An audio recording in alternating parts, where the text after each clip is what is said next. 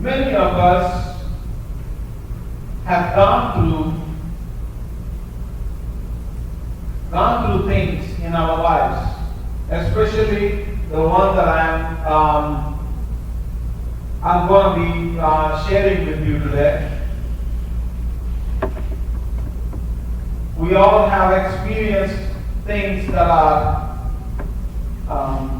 sometimes too much for us, sometimes something that we cannot deny, and sometimes it feels overwhelming. And one of the things that I believe all of us in one way or other, whether it is directly or indirectly, we have experienced in our lives is death. Death is something that has come around us, that we have experienced around us. Especially the last month, we have seen so much of that happening around us. The last month, we have lost so many people. I felt the Lord impressed me last night when I was about to get ready for the message. Actually, yesterday, when I was getting ready to put down my message for this day, I felt like the Lord impressed me to talk about something that is death. You know, when you look at it about death, it is in many cases is a scary thing. I want us to talk about death from the Bible. You know, that's one of the reasons I love the Bible. I love the Bible. It talks about everything. It doesn't leave anything out. No matter which topic it might be, it talks about that. And it even gives us a perspective from that side. And as a Christian, as a believer, my job is to look for this book before I can look at me. Many times this is the mistake we do as human beings. We always look at us as the solution, as the answer. But I have made up my mind long time past before. I made up my mind that okay, no matter what I go through, I want to see it through the Word of God. I want to make this, not only I want to see it through the Word of God, but I also want to make this my final point. It should be my final place. That is not a negotiating place for me, where I can go and say, maybe I will grab this good stuff from here and leave this alone. I've seen so many people use Bible for their advantage. When it is comfortable and convenient for them, they quote Bible, they go to the Bible. But when it is something that is demanding or something that you have to give up or something you have to believe beyond your flesh, we give up on that. So in all these things, at one point I made a decision that Bible will be my final authority. Because it is the Word of God, it is the truth of God, and I'm going to align myself with it. No matter where I am, no matter where I fall, whether I am completely lined up with it or whether I am completely off, it is my job to line up with this. Every day, it is being targeted, and every day we are being targeted from several different avenues that the Word of God is getting diluted every day. The power of the Word of God is getting diluted. Every day we are trying to come up with all these different concepts and trying to invent a God that doesn't even belong to the Bible. We are creating Him. We are trying to put things for Him. It is simply whatever we call as idol worship. The Bible talks about not to have that kind of images, not to have that kind of pictures around us. The reason is we are being taken away from that which is real. Amen? We are being moved away from that which is the truth. The Bible says it is the truth that sets us free. Amen. Not how you feel, not what you think, not how good it might seem, but it is the truth that sets us free. I believe you have joined here because you want freedom. Amen. I'm not here to play church. I'm not here to play church, but I want to experience the true freedom of God in my life. The day I gave my life to Christ, I didn't come to Christ because it feels good. No. I want freedom. I want that freedom, and that freedom to reign in me in every area of my life. So that's what made me go after this God, the God of the Bible. I want to go after Him, and I want to follow Him till death.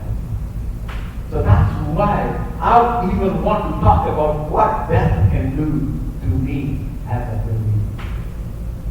Now, as an outsider, I want to talk about somebody inside. I want to talk about that because Jesus talked about it. He talked about it many places. You see many times Jesus encountered death. He himself encountered death. Not only he encountered death, his loved ones. He saw Lazarus go through death. He saw people that are around him that he lived with. The friends, the groups of people that he was around. He saw little kids die. He saw everything that you and me are seeing. He even, if you see in the story of Lazarus, he even wept, Bible says. So I'm here to get myself connected with what Bible says about that. So the title of my message today is called Maranam. It's just a different word. This is in the language, my native language, which is Telugu. The word Maranam means death. Maranam. What does that have? The significance and all those things. I'm not trying to teach you Telugu here. I want us to get into it. So go with me to the book of Hebrews, 9th chapter.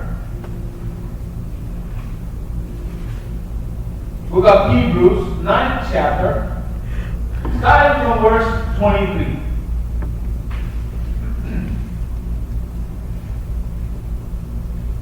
Hebrews, 9th chapter, starting from verse 23. Therefore, it was necessary that the copies of the things in the heavens should be purified with these. But the heavenly things themselves with better sacrifices than these. For Christ has not entered the holy places made with hands, which are copies of the truth, but in heaven itself, now to appear in the presence of God for us. Not that he should offer himself often, as the high priest enters the most holy place every year with blood of another. He then would have had to suffer often since the foundation of the world. But now, once at the end of the ages, he has appeared to put away sin by the sacrifice of himself. The 27th verse. And as it is appointed for men to die once, but after this, the judgment. And that's the point I want to talk about, the 27th verse. There is a picture that God is painting to us. Before he talks about death, he talks about life. He is talking about the life that Jesus had attained, that Jesus had acquired for us as a high priest, as somebody who is only allowed to enter into the Holy of Holies. Only high priests can go to that place. Jesus went there as the high priest. He went into this most holy place as the high priest, offering a sacrifice. The blood, a verse above this, it says, without shedding of blood, there is no remission. 41st verse. Without shedding of blood, there is no remission. There is the remission would be the one that would allow you to connect with God. There is no remission without sin, without blood being shed. There are many places you can refer to this particular scripture. Without shedding of blood, there is no remission. You can see it in several different areas talking about that one thing. That it is required because the life is in the blood. And it is required for the blood to be shed for us to be redeemed from our curse. Amen? We need that redemption. We need that remission. We need that forgiveness from God. If there was no forgiveness from God, there is nothing that we can acquire by ourselves other than eternal death. The death that we are set for. I want to say this thing again. If there was no Jesus in the picture, none of us should go to heaven. Amen. If there is no Jesus in the middle, if there is no sacrifice of Jesus in the middle, none of us should be going to heaven. Because God is not looking for qualifications like how good you are, how bad you are, or what kind of great things you have done. He's not looking at those qualifications. If He does, we all fall short. We all fall short. Because just this today, I don't know about yesterday, today, I was in the brink of losing. I have done some mistakes in my life. It doesn't take too long for us to fall. Amen. Thank God for His grace. Thank God for His mercy. Thank God for the blood of Christ that redeemed us, that brought us to a place where we can walk into something that He has ordained for us. None of those provisions, we live in a society, we live in a time where everything is entitlement. I deserve it. No, this thing that God has given to us is not because you deserve it, but because He loved us. Not because you are good enough for it, not because you deserve to be given a shot, but because you are loved by Him. Amen? He loved us because of that. He gave us this opportunity to get into this eternal thing. And in there He clarifies something that I want us to study. A few facts of this. And as it is appointed for men to die once. The 27th verse. It is appointed. I want us to lay down a few facts from that one verse. The 5 facts that I want to present to you from that one verse are this. 1, it is death is something you cannot avoid. Death is an unavoidable thing. You might ask, brother, why are you preaching about death today? It is depressing. But I'm here to give something from the Bible that might give us hope. Do you believe the Bible is about hope? Yes. It is about hope, right? Christian faith is about that. Christian life is about hope, not depression. So I'm trying for us to be prepared properly when something like this death knocks on our life. Because it is unavoidable. You cannot avoid it. It is appointed. Bible says it is appointed. Now, and then the next thing he says is for man. Anybody here of mankind? Human race? Anybody? All of us belong to the human race, right? For everybody that is part of that race, this is inevitable. You are no exception. Nobody can escape that. Throughout the Bible, God clearly made sure of this thing. God mentioned of this thing. We wish, many times we wish, I wish, some of my uncles are still alive. Last time when I went and visited my home, my uncles were not there. They passed away. Those uncles who carried me on their shoulders, who played with me, who fed me, who did everything for me. Those uncles are not there. When I was looking at those places where I played with them, it was empty. There's a lot of darkness right there for me. But when I see the scripture, what it says is, there is no exception. Everybody will be going through that. Some of us calling it as tunnel, call it whatsoever you want to call it. But we all men will be going through this. When some of us, when our loved ones are going through this thing, it is hard for us to handle.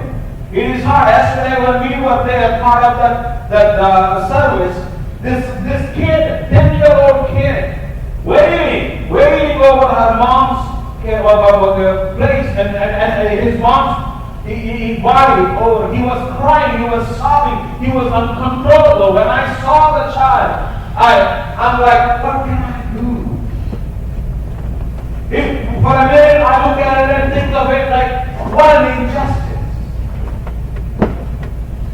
That he is left, this boy, what did he do wrong? What did he do wrong? That he had to go through this thing. At this age, when he was only 10 years old. But bless God. God's word is always true. God's word is always faithful. I'm always running to it to find my answers. I want to find myself in the word. It said it is appointed for men to die. It is appointed. Everybody will be going through that. Every one of us, sometimes when we know it is inevitable, we prepare well. We prepare well. It is always we as human beings, many times we try to think that is not true. That is not true. But the truth is, yes, it is true. We have to be prepared for it rightly. So when it is time to leave, we will say, bye. Well, that's what Paul did. That's what Peter did. That's what Jesus did. When it was time for them to leave, they left. Paul said, I finished. I finished my course. When Jesus was hanging on the cross, he said, it is done. They were at a place where they fulfilled what they were sent for. You and me, as a person who has been given a merciful shot, who has been given an opportunity under His grace, under His mercy, we need to utilize what is being given to us and bring the best out of us. Amen. We need to bring the best out of us, not what was taken away from us. Let me be what I can be to where there is a loss. Help me be there, God. Help me be the answer. Help me. Why, God? We come with these questions. Why? Why? The truth is, you don't know the answer. There are so many pieces that fly into it. There are so many things that come into play. So one thing I want us to be aware of and be certain of, this is inevitable. This is something that is going to come in our lives. But there is another thing. And he says, for all it is appointed for men to die once. There is something I need to ponder there. Once. Oh, it means you only die once. Right? There are so many religions, so many concepts that are out there trying to tell there is a recurring life. You will resurrect. You will have reincarnations and all these things. If you did bad now, if you go to the next life and you keep going until you perfect yourself. I want to tell you something that is not in the Bible. You want to believe in the Bible? Come to this foundation. It is only once. Once we die. Once. We have one shot. You know, we have the saying, when you know there is only one shot, make it count. Make it count. That's exactly what I'm trying to tell us. That I believe even God is trying to encourage us. You only got one shot, my brother. You only got one shot, my sister. Make it count. Make it count. Don't waste your time in depression. Don't waste your time in oppression. Don't waste your time in hate. Don't waste your time in bitterness. Let's make it count in the name of Jesus. We need to move away from all those things. I only got one life to live. It's a waste of time for me to be hating somebody that has done wrong to me. That's why God says, Jesus continually says, move on, buddy. Forgive them. Move on. Because it's only one shot. Make it count. Make it count. There is so much that can come through you that can make a big difference in people's lives. Let's do that. I have an opportunity to influence someone today. I have an opportunity to share something of God with somebody today. Let me do that. Let me focus on that. You only die once. You're free to believe whatever you want to believe. But the Bible, what the Bible says is, you die once. Only once. One shot you got. And we need to utilize it. But after this, now, after this, he says, after this, that means death is not the end. Death is not the end. After death, there is something else. There is something else. Death is changing us from one state to another state. There is something after death. So if there is something after death, I want to figure out what is there that I can have. When I go to a different place, when I am on my vacation, when I am traveling to some place, it's only a spot. Once you go to your vacation spot, you will have something else to do. Amen? The same thing is death. Death is only a point. Just a spot. After that, there is something. There is something more. Even for that individual, that loved one that may have left us, or even for you, when you may have to pass through the tunnel. After this, there is more. That is not the end. And then comes something. After this, the judgment. The judgment. All the times I've seen, many times when we talk about judgment, we always talk about it in a negative connotation. Judgment is always a freaky thing. And I'm going to tell you something, judgment is also a rewarding thing. Never forget that. If you are on the right side, you will be rewarded, amen? Same judge who is going to punish the person who made the mistake is the same judge who is going to reward the person who didn't do the mistake. Amen? Either he is set free or he will be compensated for whatever wrong that was done.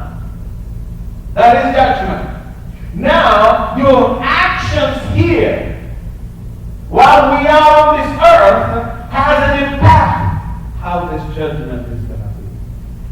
And this judgment Bible talks about is a judgment toward your eternity. An eternal place that we are going. You can either go on the left side of this judgment or on the right side of the judgment. Which side we want to go? Which side we want to land? It's all in our hands.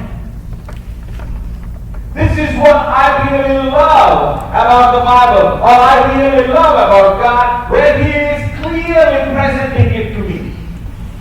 My son, my daughter, you have a choice to make today. And because of your choice, you can set where you fall. You can set your course, whether you want to fall on the left side of the judgment or the right side of the judgment. The 28th verse offers me something. So Christ was offered. Anybody here a Christian? A Christian here? A Christian, if you are a Christian, this is what was offered to you, Christ. So Christ was offered once to bear the sins of many. To those who eagerly wait for him, he will appear the second time apart from sin for salvation. Hallelujah. My judgment is salvation. If I hold on to this Christ, if I have received this Christ into my life and lead with him and walk with him, as I go through that, I am walking into an eternal salvation. There is this eternal curse and there is this eternal salvation. Which way we are going to end up is all dependent on this Christ. The Christ that has been offered to us. The moment we receive Christ into our life, Jesus Christ, be my Lord, be my Savior. The moment you confess it with your mouth and believe it in your heart, you will receive this eternal salvation into your life. This is not just about going to heaven. This is about living your eternal life. As a person on the right side, I'm going to live in the right. As a person whom God has called to be in the eternal salvation, may as well live like the saved one. Amen. When you are saved, will you be afraid? When you are saved and surrounded and carefully protected. Will you be afraid? Now understand why God keeps saying, do not fear. Because you are saved. Because you are saved. Because you are guarded. Because you are surrounded. Because you are in the covenant. He says, do not be afraid. For I am with you. For I am with you. I will never leave you nor forsake you. And one of the main things that happen during death is the two main things I believe happens toward in death is it causes fear. The top part of death causes fear. I think this is this great man of God one day, David Wilkerson. If you ever read his story or anything. He is the founder of Teen Challenge that we might be coming across. When he was ministering to these gangs and stuff like that, there is this person that put the gun on his forehead, and he was like, "I'm gonna shoot you." And then Brother Wilkerson says, looking straight into his eye, he says, "You can shoot me every drop of my blood, every cell of my blood will cry out my name." And God be the witness there. This man who had the gun couldn't even shoot him. He couldn't even shoot him. The bullets wouldn't come out. Because Wilkerson was not afraid of death. He was not. Death for him is not a scary thing. Death for him is, Paul says that if it is death, it is more pleasant as I can be with my Lord. Now I'm here to encourage all of us here that we should not be afraid of death because we receive Jesus Christ as our Savior. We are stepping into this eternal salvation. We are safe, secure, and sound. So fear, there is no chance for it. That's why Jesus comes out boldly and says, "Death, where is your sting?" We sang a beautiful song a moment ago. Death, where is your sting? Maybe our worship team be prepared to sing that song when the service is over. I would like for us to sing that. Go with me to the book of Romans, 8th chapter.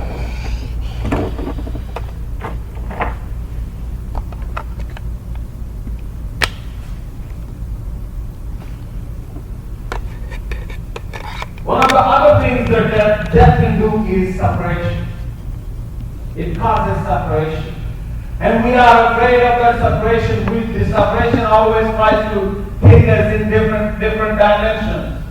But God talks about something here that I want to talk about. 31st verse, Romans 8th chapter. What then shall we say to these things? If God is for us, who can be against us? Can somebody say that? If God be for us, who can be against us? Come on, let's say it loud. If God be for us, who can be against us? Now, all I have to come for is these people. What am I with Him? That's all. That's all. If I am with Him, I will rejoice. If God be for us, who can be against us? He who did not spare His own Son, but delivered Him up for us all, how shall He not with Him also freely give us all things? Can somebody say all things? All things. All things. There is no chance for fear. You want comfort? It is there. You want joy? It is there. You want peace? It is there. You want victory? It is there. You want healing? It is there. If He did not spare Jesus, will He spare me from being healed? Will He spare me from being well? Will He spare me from getting better? Will He spare me from going over? No, no, no. Who shall bring a charge against God's elect? Are you God's elect? Are you God's elect? Remember God said, I elected you. Even before the foundations of the world, Bible says, even before the foundations of the world, I have chosen you. Jesus Christ died for me even before I was born.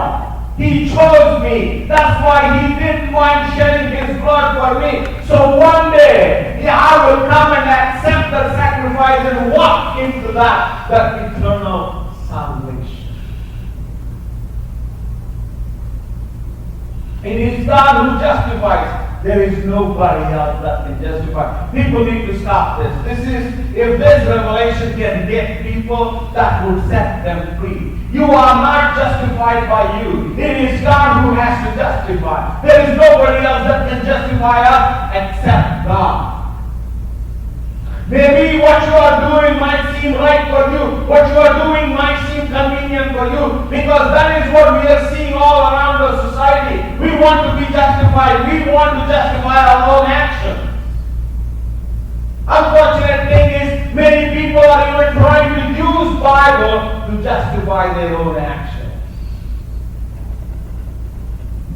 Their own flesh. But the truth is, many times I tell these people, maybe you might make me agree with you, maybe you will put a gun at me or something like that I can agree with your idea.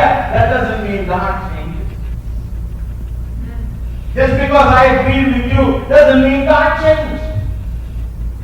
God is the same yesterday, today, and forever. If God said this is sin yesterday, it is sin today, it is sin tomorrow.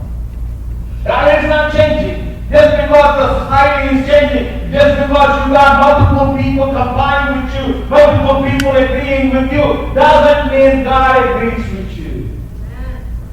We always need to look for one thing. If God be for us, who can be against us? I don't care what 1,000 people think about me. All I care is for one person. That one person, what does that one person say about me? What does that one person think about me? That one person is Jesus Christ, my Lord and my Savior. That's all I care for. If we can come, all the Christians in this world will come and line themselves up with this one thing. I don't care what somebody thinks. Even my own flesh is against me. Many times, my own flesh is against me. Have you ever been there? You wanted to follow Christ and your your flesh is trying to take you out of the way. It is trying to drag me to hell. But Jesus is offering me heaven. You know, we have so many support groups these days. We want support for this, we want support for that. But the true support comes from only one person. Only one person. He is the Alpha and the Omega. He is the way, the truth, and the life. That's who I want to speak. I want to live with Him. I want to walk with Him. I want to run with Him. It is only God who justifies. Never, ever, ever lose that concept. It is only God that justifies us, not anybody else. Thousand may agree with you. That doesn't mean God agrees with you. Who is He who condemns? It is Christ who died, and furthermore is also risen, who is even at the right hand of God, who also makes intercession for us. Who shall separate? Now look at this thing. Who shall separate us? God is talking about separation. Who shall separate us from the love of Christ? Shall tribulation, or distress, or persecution, or famine, or nakedness, or peril, or sword? For it is written, for your sake we are killed all day long. We are accounted as sheep for the slaughter. Yet in all these things we are more than conquerors through Him who loved us. We are more than conquerors. Yet in these things, what a beautiful word. What a wonderful word where it gives us the facts of life. You will be going through hell on earth. You will be going through rejection. You will be going through opposition. You will be going through shame. But what can separate you from the love of Christ? There is nothing that can separate you and your Savior. Yet, in all these things, we are more than conquerors. This is what I like about this. He says, in all these things, not away from these things. How many of you wish there was no trouble in your life? How many of us wish I didn't have to deal with this thing? Oh, just this morning I thought about that. Just this morning, I wish I didn't have to deal with this problem. But the Bible says, in all these things, not away from these things, in all these things, inside, you survive, you thrive while you are inside. That is the power and the potential only a Christian has. Inside, not away from. Never try to run away from these things, because the same spirit that is upon David, who ran towards his challenger, the same spirit is dwelling in you, where he is calling you to go inside and prove to yourself, even to the world, even to the things that are around you, trying to tell them, there is He that is in me than he that is in this world. Greater is He that is in me than he that is in this world. But I am persuaded, this is a beautiful conclusion, but I am persuaded, there is no coming back from this. He says, but I am persuaded, neither death, oh again it comes, neither death, nor life, nor angels, nor principalities, nor powers, nor things present, nor things to come, nor height, nor depth, nor any other created thing shall be able to separate us from the love of God, which is in Christ Jesus, our Lord. Hallelujah. Glory to God in heaven. He said, you cannot be separated from me. You are tied to me. I'm not going to let you go. It doesn't matter what happens to you. Whether it is life, whether it is death, whether it is angels, whether it is principalities, whether it is height or depth. I don't care. I'm still holding on to you. No matter where we go through, no matter no matter what that person is, what that person is going through, there is one thing that cannot separate. It is the love of Christ. Now, before we think of all the legacies, I'm thankful for the parents that leave something for the children. I'm thankful for the inheritance.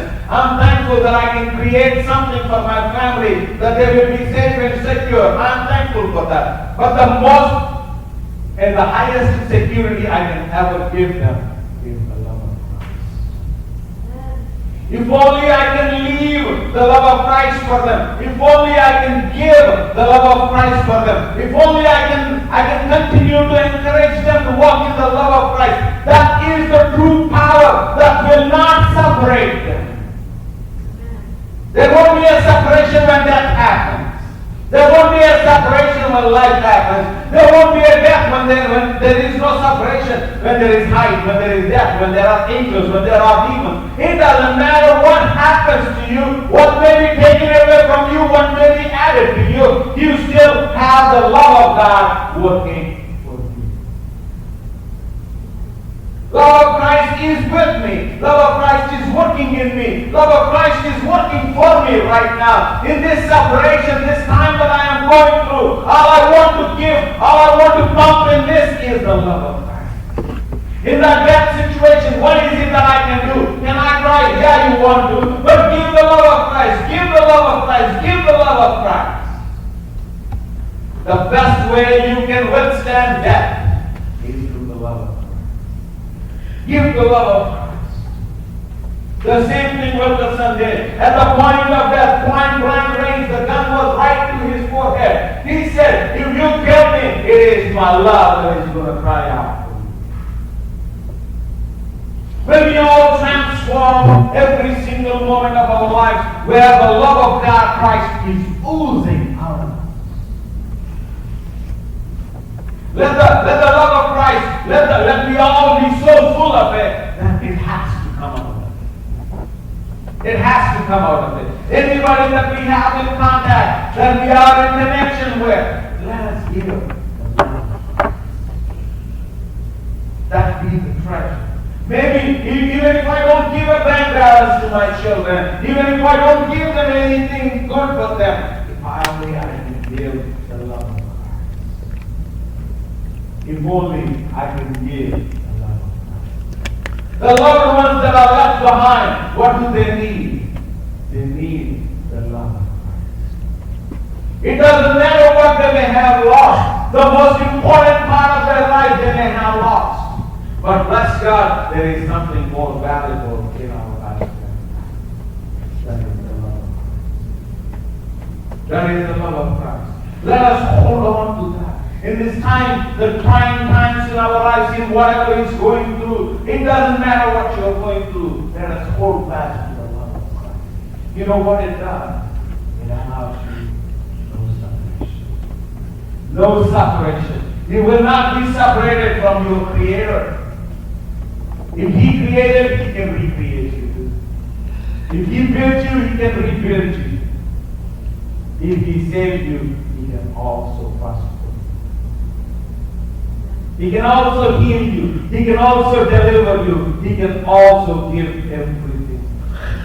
If He did spare His own Son, Bible says, all things, in all things. This is a true story with my mom. When she was in an accident, her elbow was shattered. Actually, there is nothing for the doctors to put together. It was completely gone. Then everybody that came to see my mom was crying, wailing, and just like, you have to see it. You have to see it. They were all, they are really concerned for her because they love her so much. You have to see the doctors had to put a thing saying no more guests to this room. Because they were coming by hundreds. Every day they were coming by hundreds. They had to stop.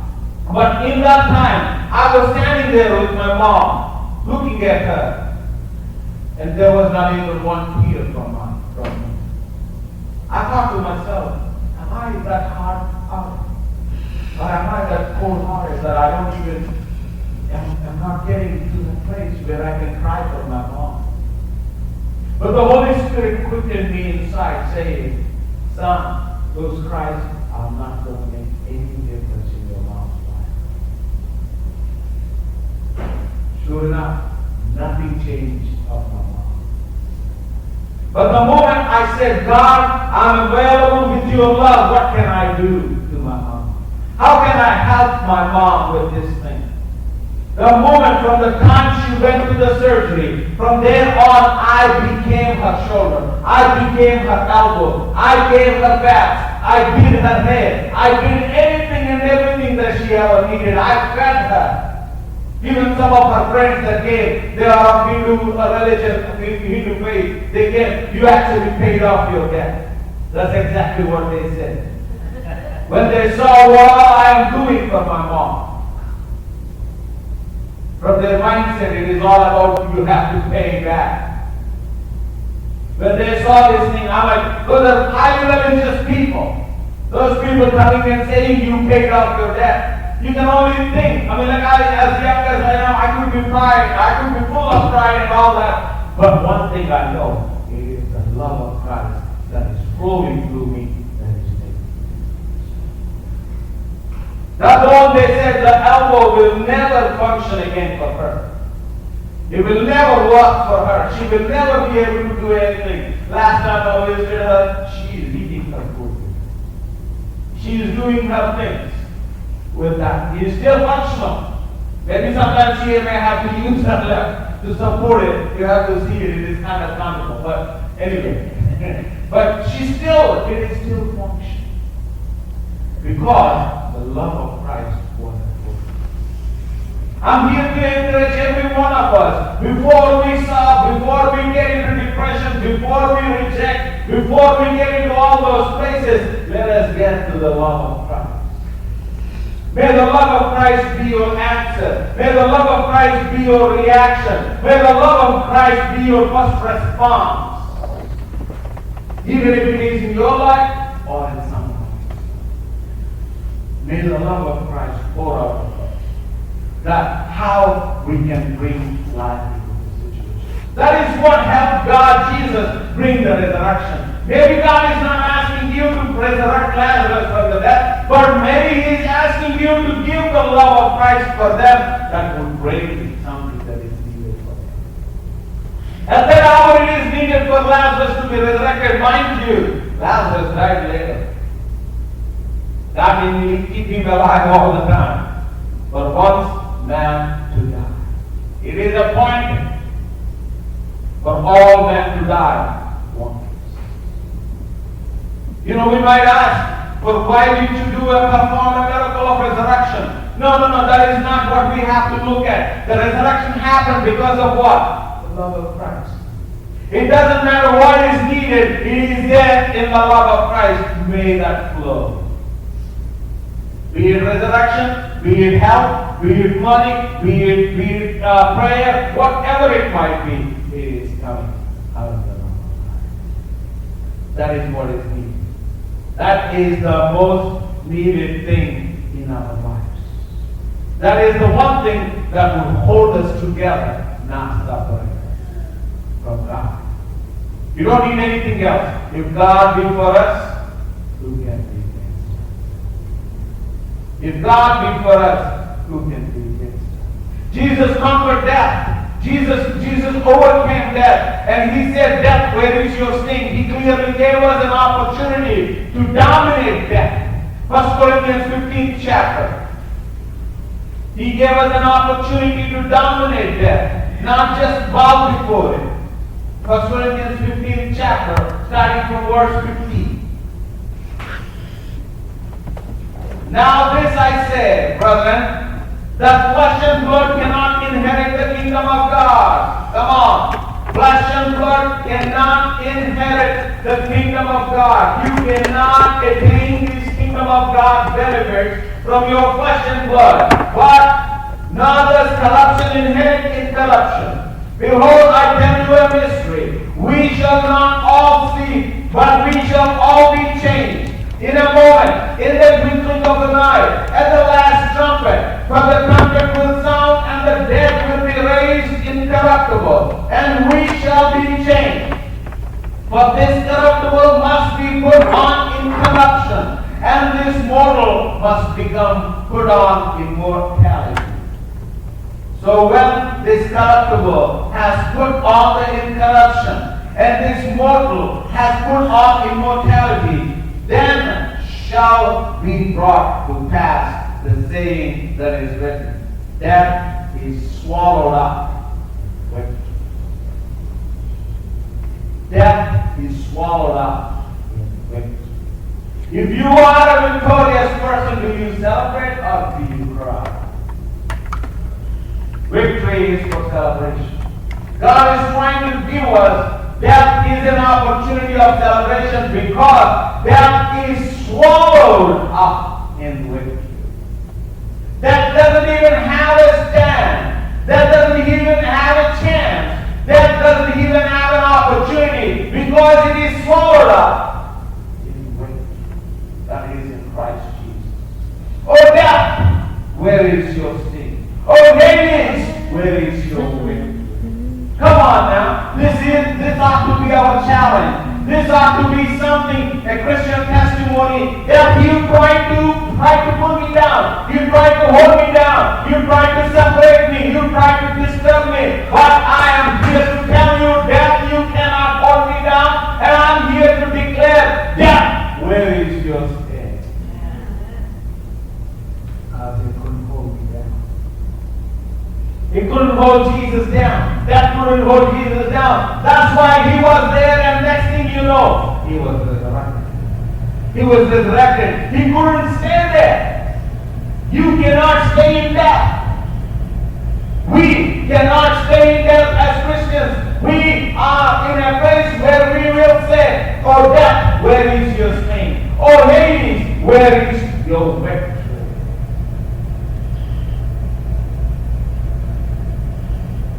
You dancing go with that. I might sound like a thief. But what I am trying to say here is that is not a place where we come and fall apart. But that's a place, an opportunity where we use to walk in victory. In some cases, the death is literal. In some cases, it could be a missed opportunity. It could be a failed marriage. It could be a failed life situation, no matter what it is. That death is trying to knock us down every single day of our life. But Jesus said, I have come that you might have and enjoy life to the full till it overflows. He gave us life. He wants us to live life. He wants us to enjoy life. He wants us to rejoice in life. Let us get to that place. Let us go. Whomever is going down, can we bring somebody out of this thing? Let us bring them along with us in that love of Christ where we can rejoice. Look what the Lord has done. They didn't have their mom, but God still was faithful with them. They didn't have their dad, but God still was faithful with them. God still worked for them because you are letting the love of Christ flow through you. Give a chance to the love of Christ. Give an opportunity for the love of Christ to flow where we can see victory with Him. Where we can boldly look into the eyes of death and say, death, where is your sting? I always look at that statement and I think that is the most huggiest statement you can ever come across. The huggiest statement you can ever come across. Because he comes out and says, death, where is your sting?